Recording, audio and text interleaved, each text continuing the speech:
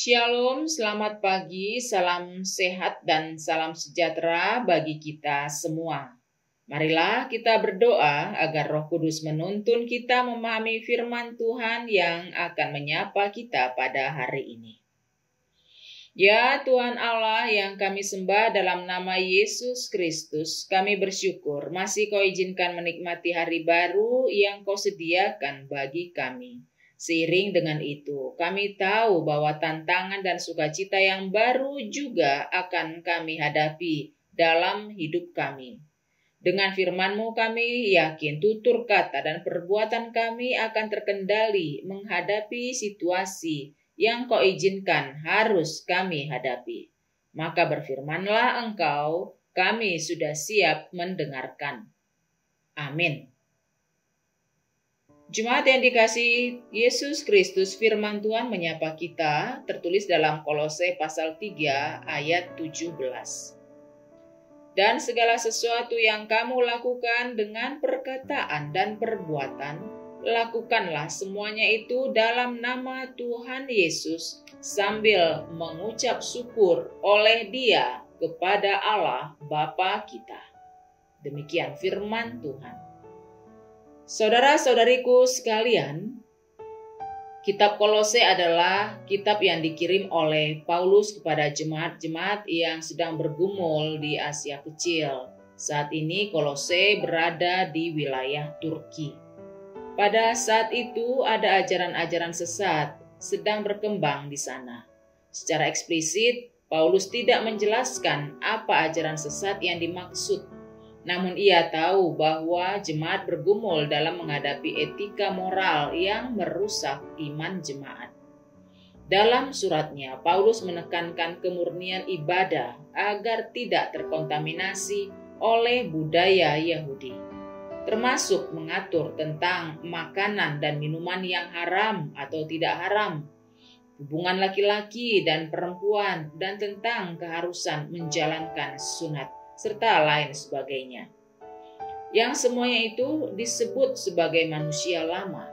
Maka dalam suratnya ini Paulus mengajak jemaat Kolose untuk menjadi manusia baru, memurnikan diri mereka di dalam iman kepada Tuhan Yesus Kristus.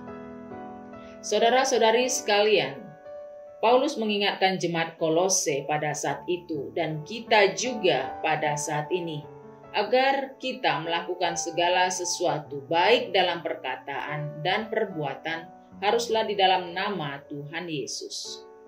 Selintas, kita tahu bahwa di dunia ini memang ada beberapa negara, misalnya di Filipina ada orang yang bernama Yesus. Ada pula di daerah Jawa orang yang bernama Tuhan. Namun semuanya itu jauh dari pengertian teologis yang kita maksudkan. Nama Tuhan Yesus yang dimaksud dalam nats ini adalah Anak Allah yang diutus dari surga sebagai perantara kita kepada Allah. Nama Tuhan Yesus yang dimaksud mempunyai kuasa atas segala ciptaan Allah. Apabila kita menyebut nama Yesus dalam segala perbuatan kita, maka kita sesungguhnya telah melibatkan Dia dalam segala aktivitas kita. Ketika kita menyebut namanya, maka disitulah Dia akan hadir dan terlibat untuk campur tangan dalam apa yang kita pikirkan dan lakukan. Sebab Yesus sendiri berkata dalam kitab Matius 7 ayat 7-8, "Mintalah, maka akan diberikan kepadamu. Carilah, maka kamu akan mendapat. Ketoklah, maka pintu akan dibukakan bagimu. Karena setiap orang yang meminta, menerima, dan setiap orang yang mencari, mendapat, dan setiap orang yang mengetok, baginya pintu dibukakan." Maka dari itu, saudara-saudariku sekalian, dalam segala perjalanan hidup kita, dalam dinamika kebijakan-kebijakan yang diambil pemerintah terhadap situasi negeri kita akibat wabah COVID yang belum juga reda, marilah tetap disiplin untuk mematuhi protokol kesehatan dan menjaga sistem imunitas tubuh kita. Jangan terlalu banyak mengeluh, sebab keluhan akan menyurutkan sistem imunitas tubuh dan memberikan dampak buruk kepada orang di sekitar kita. Yakinlah bahwa situasi yang buruk diizinkan Tuhan untuk membentuk karakter baru dalam diri kita, agar kita menjadi pribadi yang semakin baik dari hari-hari sebelumnya.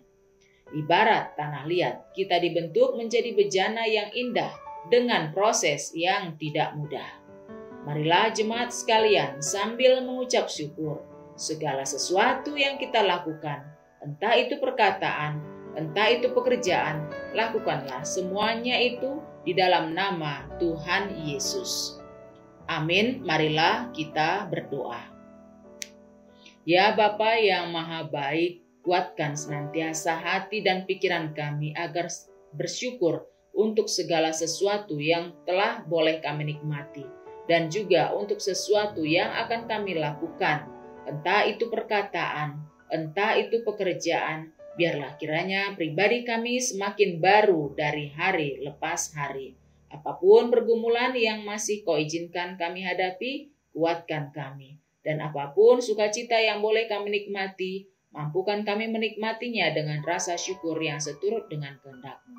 Dalam Yesus kami berdoa. Amin.